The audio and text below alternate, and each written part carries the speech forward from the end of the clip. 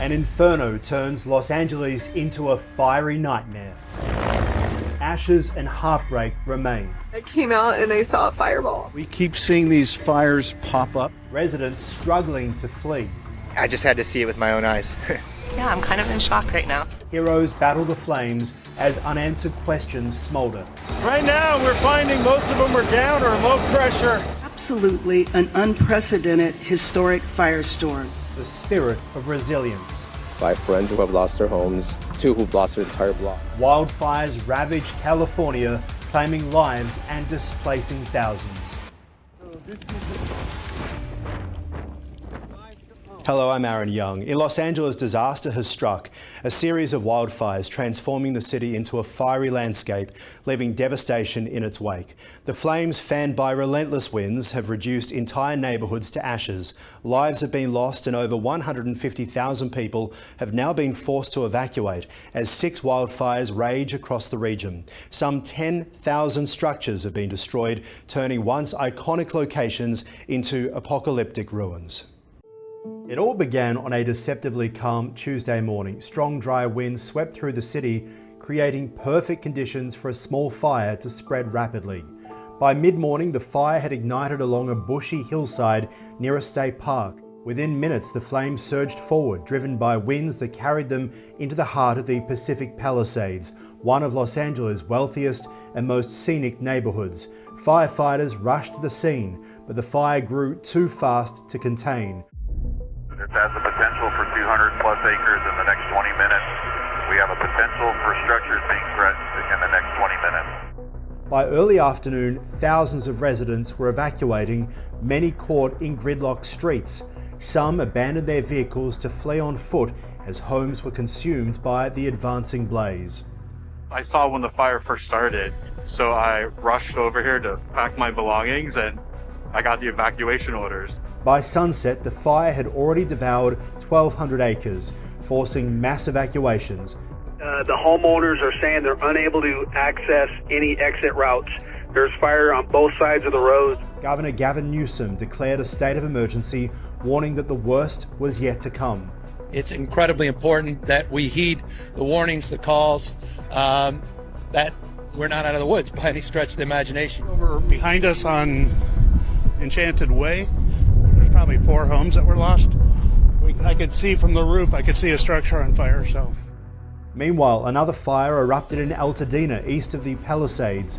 Dubbed the Eaton Fire, it quickly spread, prompting the evacuation of assisted living facilities and homes under the cover of darkness. The only thing I heard above that wind was the power lines popping. Hurricane-force winds reaching speeds of up to 100 miles an hour grounded firefighting helicopters, leaving crews on the ground to battle the blaze as it tore through the foothills. Damage assessments are ongoing at the Palisades fire. However, preliminary reports estimate the damage or destroyed structures to be in the thousands. The following morning, the fires continued to spread and expand. Plumes of smoke blotted out the sun as the Palisades fire scorched 5,000 acres, pushing westward along the coastline. Toxic air filled the region, forcing schools to close and leaving residents struggling to comprehend the scale of the destruction. In all, over 17,000 acres had burned and countless homes were reduced to rubble. This firestorm is the big one. We're trying to surround the fire, break it up into different divisions so geographically we can orchestrate an effective attack on it. In the famous Hollywood Hills, yet another fire broke out, this one named the Sunset Fire. It threatened landmarks like the Hollywood Bowl and caused panic as residents scrambled to escape the gridlocked streets of Sunset Boulevard. The fire is growing. We have no percentage of containment. For firefighters, the relentless winds, intense heat, and low water pressure in hydrants added to the already overwhelming chaos. You can see these coastal beachfront homes just erupting in flames. By Thursday morning, there was a glimmer of hope. The winds had finally calmed, allowing firefighters to make some progress. So this morning is a night and day difference from the last 2 days. I believe if it stays like this, we can actually turn a corner on these fires. We are still facing strong and erratic winds. In Palisades and in Sylmar, we are very much in an active firefight. I can report to you that the Woodley fire, however, in the Sepulveda Basin is under control. I can also report that finally air operations have resumed, and that is a big deal, but it is up to the winds as to how long the air support can continue. Evacuation orders were lifted and key landmarks like the Mount Wilson Observatory were narrowly saved after being surrounded by flames. However, the damage across the region was staggering. Entire neighbourhoods were left unrecognisable, with families returning to find their homes and possessions were gone. We're gonna help you! As the fires continued to burn, authorities imposed curfews to prevent looting in the evacuation zones and called in the reinforcements, including the California National Guard.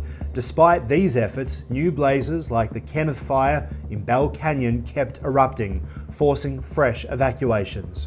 I have 5 friends who have lost their homes, 2 who've lost their entire block. I just had to see it with my own eyes to believe it. Governor, you got a second?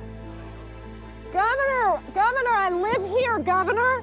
That was my daughter's school, Governor. Please tell me what you're going to do. I'm not going to hurt him, I promise. I'm literally talking to the president right now to specifically answer the question of what we can do for you and your daughter. Can I hear it? Can I hear your call? Because I don't believe it. I'm sorry. There's literally, I've tried 5 times. That's why I'm walking around to make the call. Why is the president not taking your call? Because it's not going through. So Why? I have to get cell service. So let's get it. Let's get it. I want to be here when you call the president. I appreciate it. I'm doing that right now. And it's to immediately get reimbursements, individual assistance, and to help you. I'm devastated for you. I'm so sorry, especially for your daughter. Los Angeles now faces an uncertain future. Investigations are underway to determine the cause of these devastating wildfires. But for now, the focus remains on survival and recovery. Amid the destruction, the city's spirit of resilience shines through. Communities are vowing to rebuild, and even as they grieve what they have lost, they remain determined to rise again. Today, Los Angeles now stands at a crossroads, scarred by the devastation of relentless wildfires that have claimed lives, homes and landmarks, leaving entire neighbourhoods in ruins. And there's anger too, with the fire authorities, with people in charge of the city's water supply, and now insurance companies as well. Los Angeles is a city used to major blockbusters, but now Hollywood is starring in its own disaster. This has been a Ticker News special report. I'm Ahron Young. Thanks so much for watching.